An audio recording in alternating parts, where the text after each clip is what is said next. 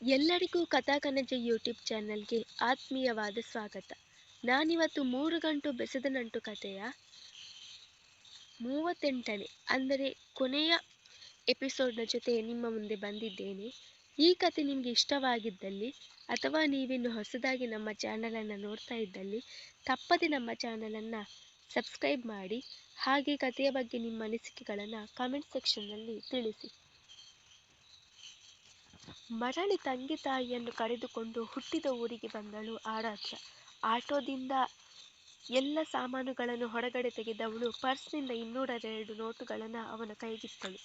ಹುಟ್ಟಿ ಬೆಳೆದ ಆ ಹಳೆ ಮನೆಯನ್ನು ಕಣ್ಣು ತುಂಬಿಕೊಂಡು ನೋಡಿದವಳು ಆ ಮುರುಕಲು ಮನೆಗೆ ಜಡಿದ ಬೀಗ ತೆರೆದಳು.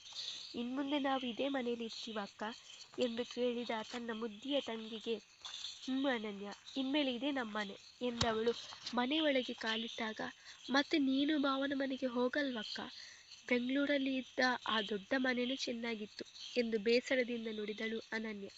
ಅವಳ ಮಾತು ಕೇಳಿ ತಾಯಿ ಮಗಳು ಇಬ್ಬರು ಮುಖ ನೋಡಿಕೊಂಡರೆ ವಿನಃ ಅವಳ ಪ್ರಶ್ನೆಗೆ ಉತ್ತರಿಸುವ ಗೋಜಿಗೆ ಹೋಗಲಿಲ್ಲ. ಕೋಣೆಯೊಳಗೆ ಲಗೇಜ್ಗಳನ್ನು ಇಟ್ಟವಳು ಜೇಡರ ತಾಣವಾಗಿದ್ದ ಮನೆಯ ಒಳಾಂಗಣ ನೋಡುತ್ತಾ, ಅಮ್ಮ, ಮನೆ ಪೂರ್ತಿ ಗಲೀಜಾಗಿದೆ ನೋಡು, ಜೇಡರ ಬಲೆ ಹೇಗೆ ಕಟ್ಟಿದೆ ಅಂತ. ಮೊದಲು ನಾನು ಮನೇನ ಸ್ವಲ್ಪ ಗುಡಿಸಿ ಓರಣ ಮಾಡ್ತೀನಿ, ಅಲ್ಲಿ ತನಕ ನೀನು ಅರಣ್ಯ ಹೊರಗಡೆ ಇರಿ ಎಂದವಳೆ ಸೊಂಟಕ್ಕೆ ಸೆರಗು ಸಿಕ್ಕಿಸಿಕೊಂಡು ಕೈಯಲ್ಲಿ ಪೊರಕೆ ಹಿಡಿದಳು. ನೀನೊಬ್ಬಳೆ ಗುಡಿಸ್ತೀಯಾ? ಬೇಡಮ್ಮ, ನಾನು ಅನನ್ಯ ನಿನ್ನ ಜೊತೆ ಸ್ವಲ್ಪ ಕೈ ಜೋಡಿಸ್ತೀವಿ, ಆಗ ಬೇಗ ಕೆಲಸನೂ ಮುಗಿಯುತ್ತೆ ಎಂದ ತಾಯಿಗೆ, ಪರವಾಗಿಲ್ಲಮ್ಮ, ನಾನೊಬ್ಬಳೆ ಮಾಡ್ತೀನಿ ಬಿಡು, ಕಸ ಗುಡಿಸೋದೇನು ಮಹಾ ಕೆಲಸ ಅಲ್ಲಲ್ವಾ? ಇಲ್ಲಿ ತುಂಬ ಧೂಳಿದೆ, ಮೊದಲೇ ನಿನ್ನ ಆರೋಗ್ಯ ಸರಿ ಇಲ್ಲ, ಬೇಡ, ನೀವು ಹೊರಗಡೆ ಇರಿ ಎಂದವಳೆ ತನ್ನ ಕೆಲಸದಲ್ಲಿ ನಿರತಳಾದರೆ ಮಗಳ ಮಾತಿಗೆ ತಲೆದೂಗಿದ ಜಾನಕಿ ಅವರು ಚಿಕ್ಕ ಮಗಳನ್ನು ಕರೆದುಕೊಂಡು ಹೊರಬಂದು ತೆಂಗಿನ ಮರದ ಅಡಿಯಲ್ಲಿ ಕಟ್ಟೆಯ ಮೇಲೆ ಕೂತರು. ಅದೇಕೋ ಅವರ ಮಗಳನ್ನ ಕಂಡು ವಿಲವಿಲನೆ ಒದ್ದಾಡಿತು. ಆರಾಧ್ಯಳನ್ನ ಅರಸುತ್ತಾ ಅವಳ ಊರಿಗೆ ಬಂದಿದ್ದನು ಅವಿನ್. ಮದುವೆ ಆಗುವುದಕ್ಕಿಂತ ಮೊದಲು 1-2 ಬಾರಿ ಅವಳ ತಾಯಿಯನ್ನು ನೋಡಿ ಮಾತಾಡಿಸಲು ಬಂದಿದ್ದನು. ಈಗ ಅದೇ ದಾರಿಯ ಜಾಡು ಹಿಡಿದು ಬಂದವನು ಕಾರ್ನನ್ನು ಅನತಿ ದೂರದಲ್ಲಿ ನಿಲ್ಲಿಸಿ ಕಾರ್ನಿಂದ ಇಳಿದು ಸುತ್ತಲೂ ಕಣ್ಣು ಹಾಯಿಸಿದನು. ಹಸಿರು ಸೀರೆ ಉಟ್ಟು ನಿಂತಿದ್ದ ಪ್ರಕೃತಿ ಮಾತೆಯನ್ನು ಕಂಡು ಒಂದು ಕ್ಷಣ ಅವನ ಮನಸ್ಸು ಸೂರೆಗೊಂಡಿತು. ಅಲ್ಲಿಂದಲೇ ಅವಳ ಮನೆಯತ್ತ ಕಣ್ಣು ಹಾಯಿಸಿದನು. ಸುತ್ತಲೂ ಹಚ್ಚ ಹಸಿರಿನ ಪರಿಸರದ ನಡುವೆ ಹೆಂಚಿನ ಆ ಹರಕಲು ಮನೆ ಅವನ ಕಣ್ಣಿಗೆ ಬಿದ್ದಿತ್ತು. ಹಾಗೆ ಕಟ್ಟೆಯ ಮೇಲೆ ಕೂತಿದ್ದ ಜಾನಕಿ ಮತ್ತು ಅನನ್ಯ ಕೂಡ ಕಾಣಿಸಿದ್ದರು. ಅದು ಆರಾಧ್ಯಳದ್ದೇ ಮನೆ ಎಂದು ಖಾತರಿಯಾಗುತ್ತಿದ್ದಂತೆ ಖುಷಿಯಿಂದ ಅತ್ತಲ್ಲಿ ಹೆಜ್ಜೆ ಹಾಕಿದನು. ಅತ್ತೆ ಎಂದು ಕರೆದ ಧ್ವನಿ ಕಿವಿಗೆ ಬಿದ್ದ ತಕ್ಷಣ ಹಿಂದೆ ತಿರುಗಿ ನೋಡಿದರು ಜಾನಕಿ. ಅವನನ್ನು ಅಲ್ಲಿ ಕಂಡು ಆಶ್ಚರ್ಯ ಆಗಿತ್ತವರಿಗೆ. ಎಲ್ಲ ಮುಗಿದ ಬಳಿಕ ಮತ್ತೆ ಇಲ್ಲಿಗೆ ಯಾತಕ್ಕಾಗಿ ಬಂದಿರುವನು ಎಂದು ಗೊತ್ತಾಗದೆ ತಬ್ಬಿಬ್ಬಾದವರು, ಅವಿನ್, ನೀನೇನಪ್ಪ ಇಲ್ಲಿ ಎಂದು ಕೇಳಿದರು. ಅತ್ತೆ, ಅದು ನನ್ನ ಹೆಂಡತಿನ ಕರ್ಕೊಂಡು ಹೋಗೋಕ್ಕೆ ಬಂದಿದ್ದೀನಿ ಎಂದು ತುಸು ಹಿಂಜರಿಯುತ್ತಲೇ ಹೇಳಿದವನಿಗೆ, ಹೆಂಡತಿನ? ಯಾವ ಹೆಂಡತಿ ಎಂದು ಪ್ರಶ್ನಿಸಿದವರು, ವಿಷಯ ಎಲ್ಲ ಗೊತ್ತಾಯ್ತಪ್ಪ, ಈಗ ಈ ರೀತಿ ನಾಟಕ ಆಡೋ ಅವಶ್ಯಕತೆ ಇಲ್ಲ, ಹೇಳು, ಇಲ್ಲಿ ತನಕ ಬಂದ ಕಾರಣ ಎಂದು ಕೇಳಿದರು. ಅತ್ತೆ, ಇಷ್ಟು ದಿನ ನಾಟಕ ಆಡ್ತಿದ್ದೇನೋ ನಿಜಾನೇ, ಆದರೆ ಈಗ ನಾನು ನಿಮ್ಮನ್ನು ಮನಸ್ಪೂರ್ವಕವಾಗಿ ಅತ್ತೆ ಅಂತ ಕರಿತಾ ಇದ್ದೀನಿ. ಹಾಗೆ ಆರಾಧ್ಯನ ನಾನು ನನ್ನ ಧರ್ಮಪತ್ನಿ ಮಾಡ್ಕೋಬೇಕು ಅಂತಿದ್ದೀನಿ, ಅದಕ್ಕೆ ಕರ್ಕೊಂಡು ಹೋಗೋಕ್ಕೆ ಬಂದೆ ಎಂದವನ ಮಾತು ಕೇಳಿ ಅಪರಿಮಿತ ಆನಂದವಾಗಿತ್ತು ಜಾನಕಿ ಅವರಿಗೆ. ಖುಷಿಯಿಂದ ಅವರ ಕಣ್ಣುಗಳು ಆನಂದ ಬಾಷ್ಪ ಸುರಿಸಿದವು. ಭಾವ ಎಂದು ತಬ್ಬಿಕೊಂಡ ಅನನ್ಯಳನ್ನ ಮುದ್ದು ಮಾಡಿದವನು, ನಿನ್ನ ಅಕ್ಕ ಎಲ್ಲಿ ಅನನ್ಯ ಎಂದು ಕೇಳಿದನು. ಅವಳು ಒಳಗಿದ್ದಾಳೆ, ಮನೆ ಕ್ಲೀನ್ ಮಾಡ್ತಾ, ಬನ್ನಿ ತೋರಿಸ್ತೀನಿ ಎಂದವಳು ಅವನ ಕೈ ಹಿಡಿದುಕೊಂಡು ಮನೆ ಒಳಗೆ ಕರೆದುಕೊಂಡು ಬಂದಳು. ಒಳ ಹೊಕ್ಕವಳು ಅಕ್ಕ ಎಂದು ಕರೆದರೆ ತನ್ನದೇ ಕೆಲಸದಲ್ಲಿ ನಿರತಳಾಗಿದ್ದ ಆರಾಧ್ಯ, ಯಾಕೆ ಬಂದೆ ಅನನ್ಯ?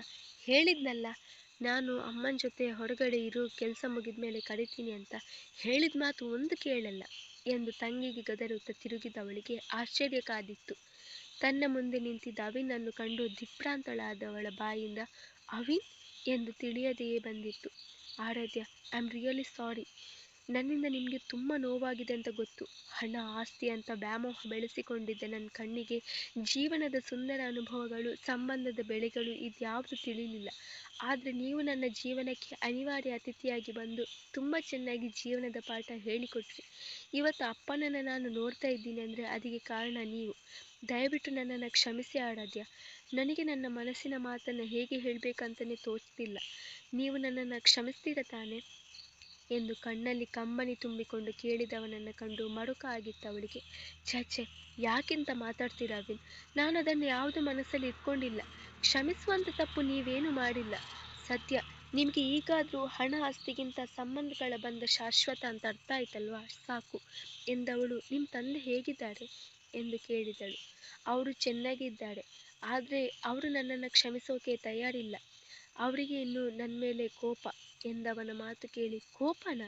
ಯಾಕಂತೆ ಎಂದವಳು. ಅದೆಲ್ಲ ಒಂದು ಸ್ವಲ್ಪ ದಿನ ಮಾತ್ರ ಅವಿನ್, ಆಮೇಲೆ ಅವರು ನಿಮ್ಮನ್ನು ಕ್ಷಮಿಸ್ತಾರೆ. ಎಷ್ಟೇ ಆದರೂ ಅವರು ನಿಮ್ಮ ತಂದೆ ಎಂದಳು ನಸುನಗುತ್ತಲೇ. ಇಲ್ಲ ಆರಾಧ್ಯ, ಎಲ್ಲರ ಥರ ಅಲ್ಲ ನಮ್ಮಪ್ಪ. ಪಟ್ಟು ಹಿಡಿದ್ರೆ ಆಮೇಲೆ ಅದು ಆಗೋ ತನಕ ಬಿಡೋರೇ ಅಲ್ಲ.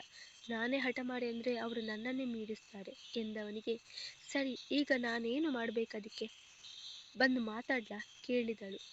ನೀವು ನನ್ನ ಹೆಂಡತಿಯಾಗಿ ನನ್ನ ಜೊತೆ ನಮ್ಮನೆಗೆ ಬರಬೇಕು, ಆದರೆ ಈ ಸಲ ರಿಯಲ್ ಹೆಂಡತಿಯಾಗಿ ಎಂದವನು. ಆರಾಧ್ಯ, ಇಷ್ಟು ದಿನ ಮದುವೆನೇ ಆಗಬಾರ್ದಂತಿದ್ದೆ. ಮದುವೆ ಆದರೆ ಜೀವನನೇ ಹಾಳಾಗಿ ಹೋಗುತ್ತೆ ಅನ್ನೋ ತಪ್ಪು ಕಲ್ಪನೆಯಲ್ಲಿದ್ದೆ. ಆದರೆ ನಿಮ್ಮ ಒಳ್ಳೆತನ ನೋಡಿದ ಮೇಲೆ ಅನ್ನಿಸ್ತಿದೆ ನನಗೆ ನೀವೇ ಪರ್ಫೆಕ್ಟ್ ಪಾರ್ಟ್ನರ್ ಅಂತ. ಪ್ಲೀಸ್ ಆರಾಧ್ಯ, ಇಲ್ಲ ಅಂತ ಮಾತ್ರ ಹೇಳಬೇಡಿ. ನಿಜನೋ ಸುಳ್ಳು, ಮನಸ್ಸಿದ್ದೋ ಮನಸ್ಸಿಲ್ಲದೇನೋ, ಒಟ್ಟಿನಲ್ಲಿ ನಮ್ಮಿಬ್ಬರ ಮದುವೆ ಅಂತೂ ಆಗಿದೆಯಲ್ಲ. ಈಗ ನಾವು ಅದನ್ನು ಮನಸ್ಪೂರ್ವಕವಾಗಿ ಒಪ್ಪಿಕೊಳ್ಳೋದು ಒಂದೇ ಬಾಕಿ. ಆರಾಧ್ಯ, ಹೇಳಿ, ನೀವು ನನ್ನನ್ನು ಗಂಡ ಅಂತ ಸ್ವೀಕರಿಸ್ತೀರಾ ಎಂದು ಕೇಳಿದವನ ಮಾತು ಕೇಳಿ ಅವಕ್ಕಾಗಿ ನಿಂತು ಬಿಟ್ಟಳು ಆರಾಧ್ಯ. ಒಂದು ಕ್ಷಣ ಅವಳ ತಲೆಯೇ ಖಾಲಿ ಅನ್ನಿಸಿತು. ಕೊನೆಗೂ ಸಾವರಿಸಿಕೊಂಡವಳು, ಆದರೆ ಅವಿನ ಅವರೇ ಎಂದು ಏನನ್ನು ಹೇಳಲು ಹೊರಟವಳನ್ನು ತಡೆದ ಜಾನಕಿ. ಆದರೆ ಏನಮ್ಮ ಆರಾಧ್ಯ, ಚಿನ್ನದಂಥ ಹುಡುಗ ಅವನು. ಅಂಥ ಹುಡುಗ, ಅಷ್ಟೊಂದು ಒಳ್ಳೆ ಮನಸ್ಸಿರೋ ಅತ್ತೆ ಮಾವ ಈಗಿನ ಕಾಲದಲ್ಲಿ ದುರ್ಬೀನ್ ಹಾಕಿಕೊಂಡು ಹುಡುಕಿದ್ರು ಸಿಗಲ್ಲ. ಅಂಥದ್ರಲ್ಲಿ ನಿನ್ನ ಒಳ್ಳೆತನಕ್ಕೆ ತಾನಾಗೆ ಎಲ್ಲನೂ ನಿನ್ನ ಹತ್ರ ಬರ್ತಿದೆ. ಅವನು ಹೇಳ್ತಾ ಇರೋದು ಕೂಡ ಸರಿಯಾಗಿದೆ.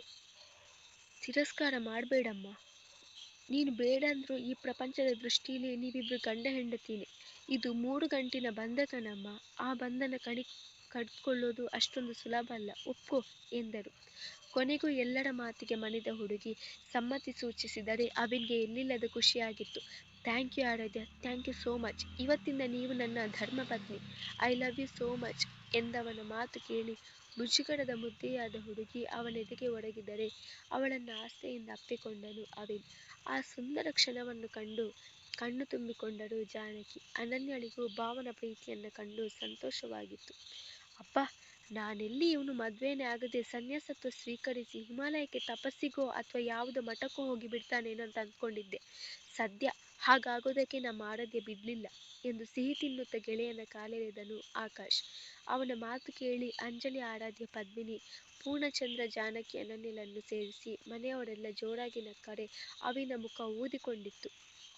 ನಿಂಗೆ ಪ್ರತಿದಿನ ನನ್ನ ಕಾಲೆಳಿಲಿಲ್ಲ ಅಂದರೆ ತಿಂದನ್ನ ಕರಗಲ್ಲ ಅನ್ಸುತ್ತೆ ಎಂದು ಕೇಳಿದವನು. ಅಂಜಲಿ ಅವರೇ, ನೀವಿನ್ನು ಮುಂದೆ ಅವನಿಗೆ ಕೊಡೋ ಫುಡ್ನಲ್ಲಿ ಸ್ವಲ್ಪ ರೆಡ್ಯೂಸ್ ಮಾಡಿ. ಹಾಗಾದರೂ ನನ್ನ ಕಾಲು ಎಳೆದು ತಿಂದನ್ನು ಅರಗಿಸಿಕೊಳ್ಳೋ ಬುದ್ಧಿ ಬಿಡ್ತಾನಂತ ನೋಡೋಣ ಎಂದನು ಅವಿನ್.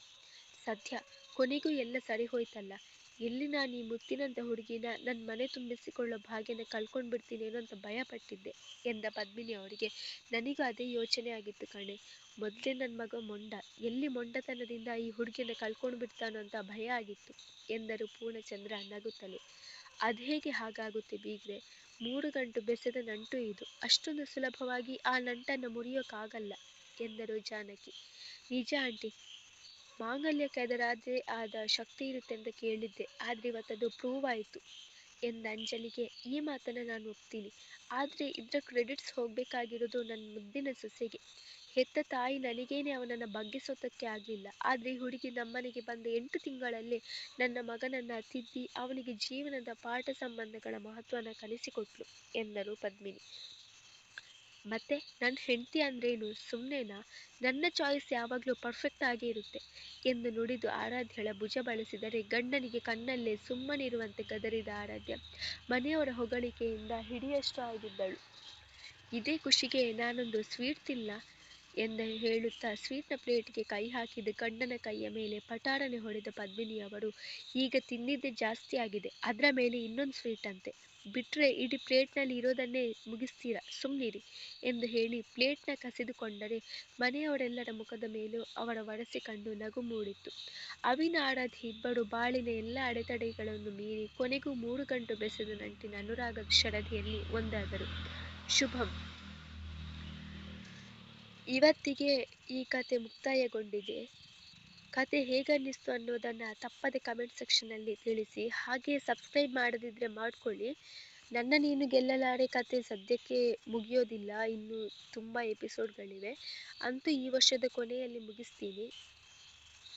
ಹಾಗೆ ಇನ್ನೊಂದು ಹೊಸ ಕತೆನ ಶುರು ಮಾಡಬೇಕಂತಿದ್ದೀನಿ.